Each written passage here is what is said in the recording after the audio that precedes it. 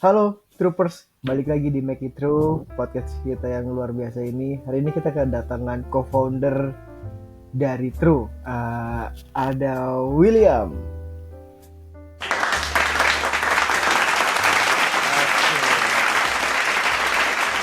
Will, hari ini kita mau bahas tentang digital marketing. Buat memulainya gue mau nanya sih sebenarnya. Langkah pertama kalau memulai masuk digital marketing nih buat UMKM, apa sih? Gimana caranya biar efektif?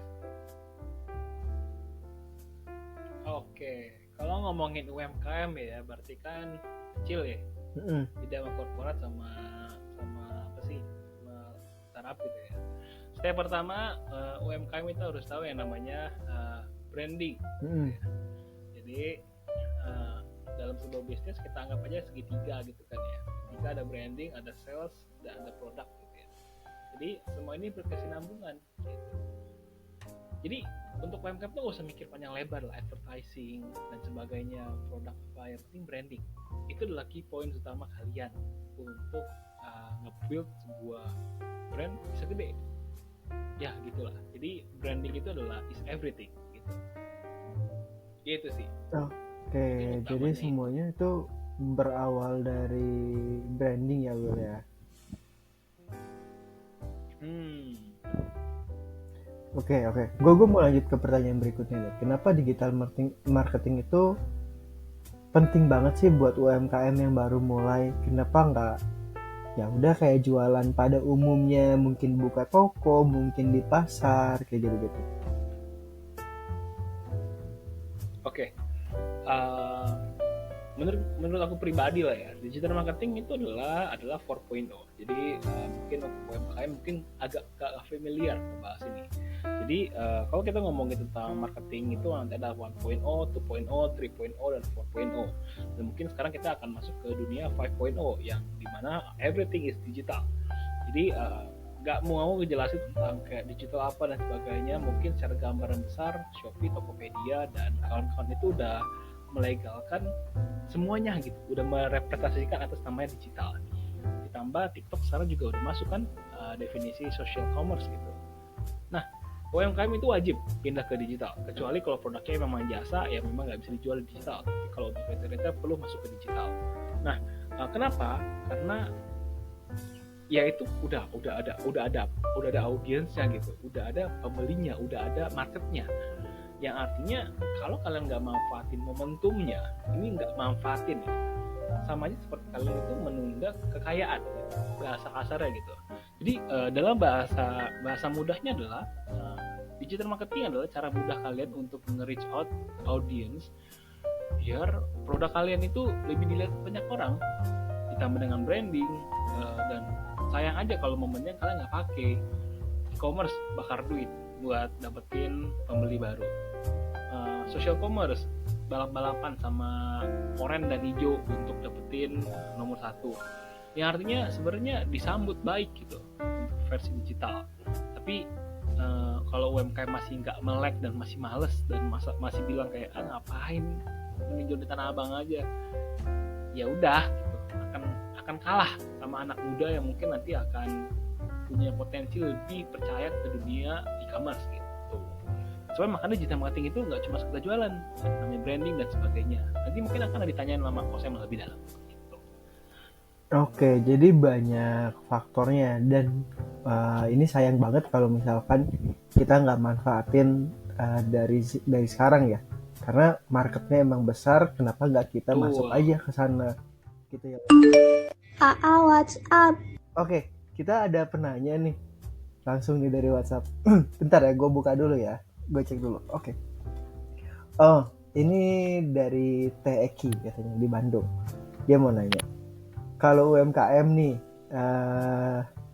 gimana sih bisa nentuin target market yang tepat? Terus misalkan kalau mau iklan, gimana biar budget iklannya itu nggak boncos gitu, nggak sia-sia? Sama katanya suaranya kurang jelas, Will. Kurang besar, kurang dekat mic-nya. Oh, oke. Kalau ngomongin produk ya, jadi advertising itu nggak langsung di awal. Jadi gini, Timelinenya mungkin untuk UMKM itu kalian nggak boleh langsung nge-ads. Yang ngasih tahu orang langsung nge-ads tuh ngaco menurut aku. Jadi tahap pertama, produk itu harus punya point of difference atau bisa dibilang key message-nya gitu. Apa yang membedakan dari produk lain? Value apa yang kalian berikan ke customer kalian? Dan sesuatu apa yang dinyatakan bahwa bahwa ini tuh memang layak untuk dibeli. Itu first step-nya. Keduanya adalah membangun namanya disiplin. Disiplin itu kayak brandingnya ini sih konsisten nggak sih selama setahun terakhir, 2 tahun terakhir, 3 tahun terakhir. Nah, 2 step itu memang harus kalian lalui dulu nih sebelum kalian nge-advertising. Nanti kalau udah kuat secara penjualan, secara branding, dan mungkin secara organik kalian itu dicari, boleh nge-ads. Nah, di tahap ketiga nih kita ngomongin si ads nih. Kapan sih ads itu boleh dijalin dan bagaimana nge-targeting? Nah, sebelum kalian pikirin panjang ke situ, kalian harus ngerti dulu nih namanya platform. Which mean ada Facebook, ada YouTube, ada TikTok, ada Shopee, dan mungkin ada Tokopedia. Kalian harus tahu dulu nih sistemnya mereka ini konsepnya itu seperti apa sih sebenarnya. Apakah seperti ya jualan doang, fokus ke tiap hari pembelian, atau mungkin memang harus ke banyaknya total omset dan sebagainya. Itu kalian harus tahu dulu definisinya. Oke, kalau ngomongin Pak gimana caranya, jadi harus stepnya gimana? First stepnya adalah selalu gunakan uang terendah gitu ya. Jadi misalkan nih kita ngomong Shopee ya, budget kalian sampai 30 juta atau 10 juta, ya udah lakuin 3 juta dulu aja, testing dulu pertama-tama dengan yang oke lah, tes ombak dulu, jangan bocor-bocoran gitu.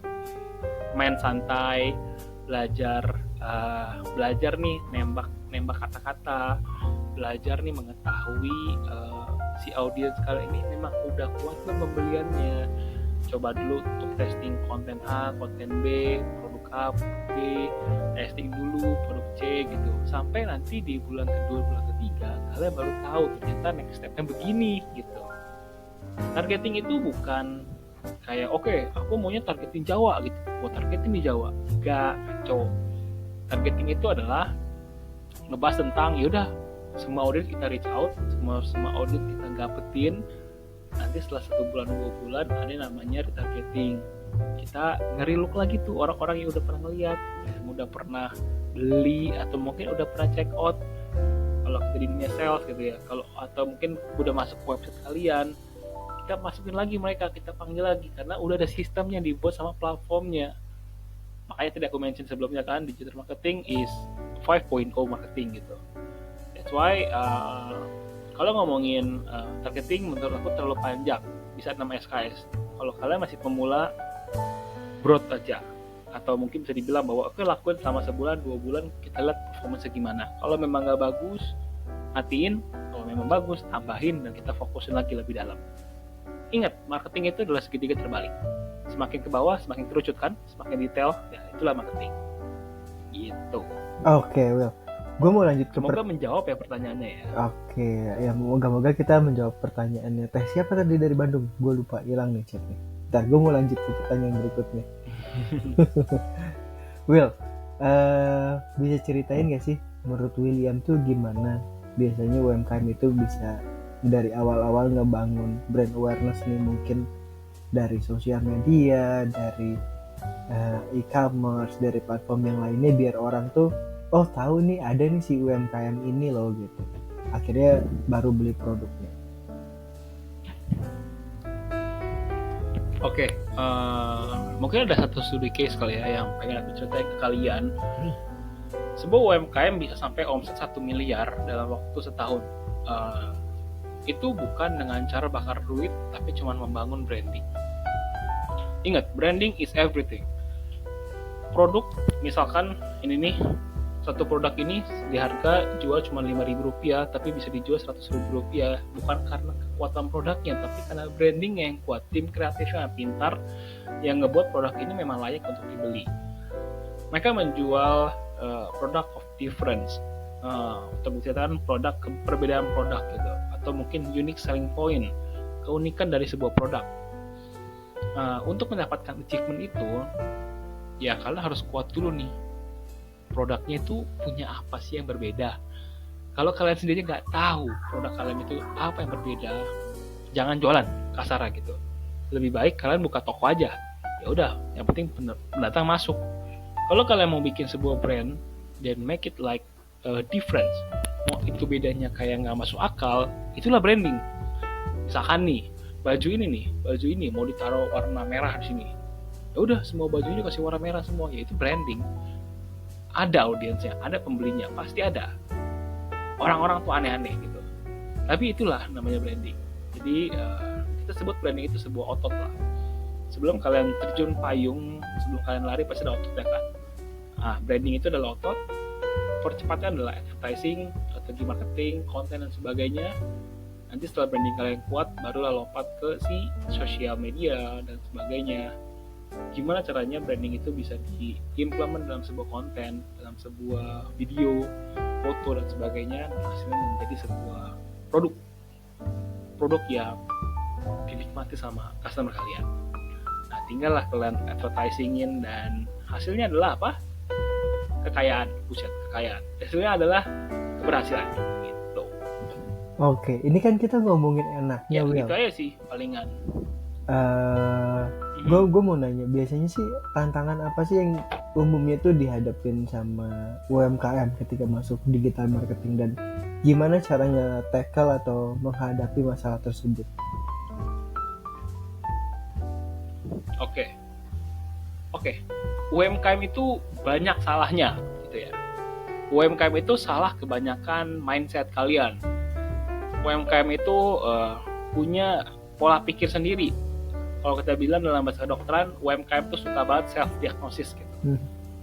Oke, sebelum kalian tahu dia digital marketing, belajarlah digital analysis, which mean belajarlah menganalisa market, belajarlah untuk menganalisa data kalian, belajarlah untuk kompetitor analis, belajarlah untuk apakah memang produk kalian itu ada nggak sih marketnya dengan cara di Shopee, Tokopedia dan sebagainya. Itu dulu benchmark kalian, fondasi kalian. Sebelum kalian masuk ke branding, sebelum kalian masuk ke dan sebagainya buat produk, belajar itu dulu. Once ketika kalian udah paham si analisanya, benchmarkingnya dan sebagainya, then go ahead. Mulailah untuk bikin planning. Dari yang kulihat UMKM Indonesia itu mereka terlalu too much watching video on YouTube gitu, terlalu too much believing in one people on platform yang sebenarnya mereka tuh nggak pinter-pinter banget sebenarnya untuk ngurusin advertising atau mungkin digital marketing, karena mungkin teorinya mereka pintar, pembawaannya bagus, hasil blunder, dan itu yang sering terjadi.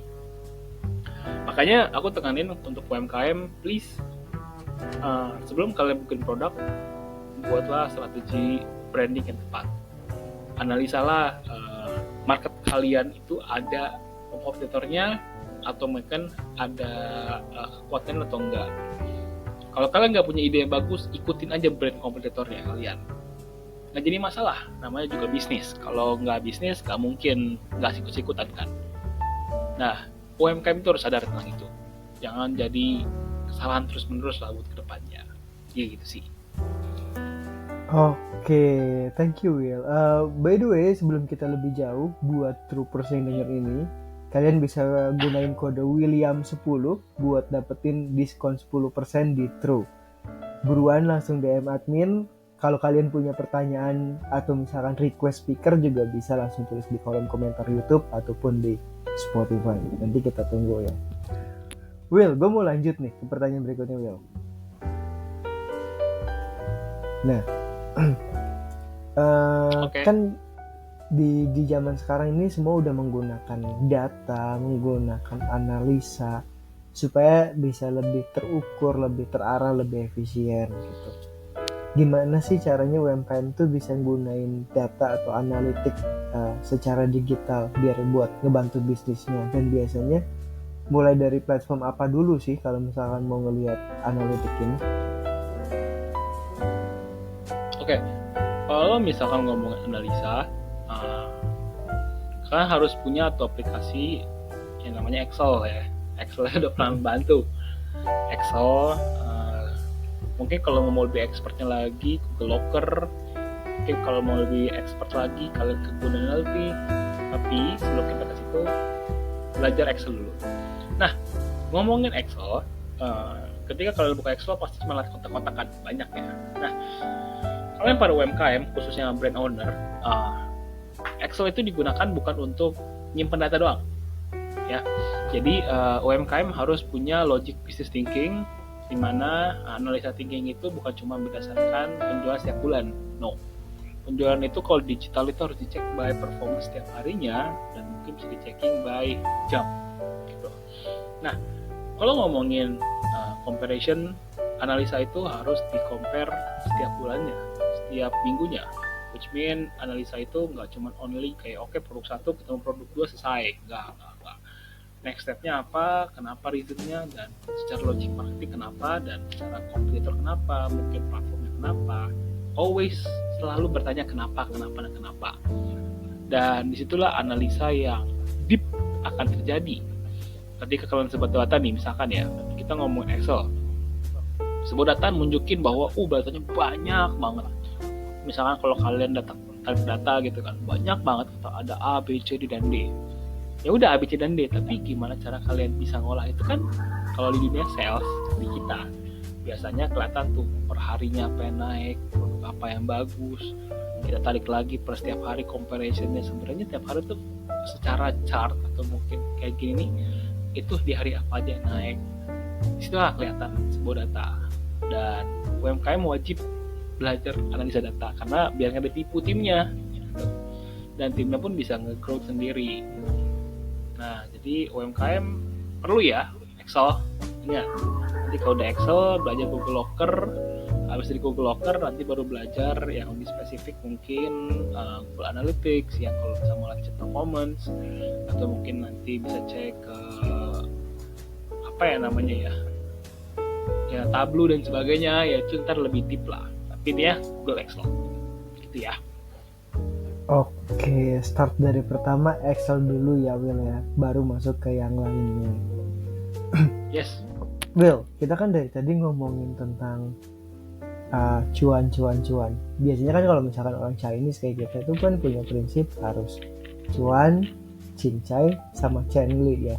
Ya nggak? Bener nggak gua? Betul. Nah, tapi ada Will, toko yang udah buka 24 jam tetap dia nggak cuan. Tahu nggak lo? Oke. Siapa itu toko? Siapa yang 24 jam nggak jualan, masih nggak laku? Miga cuan.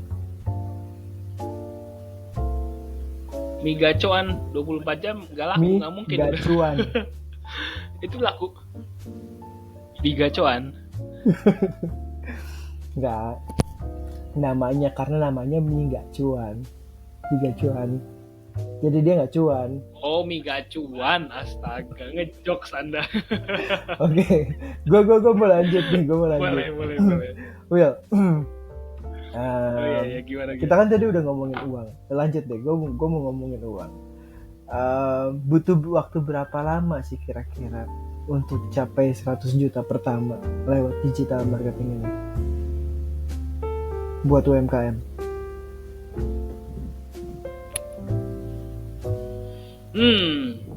Nggak ada benchmarknya.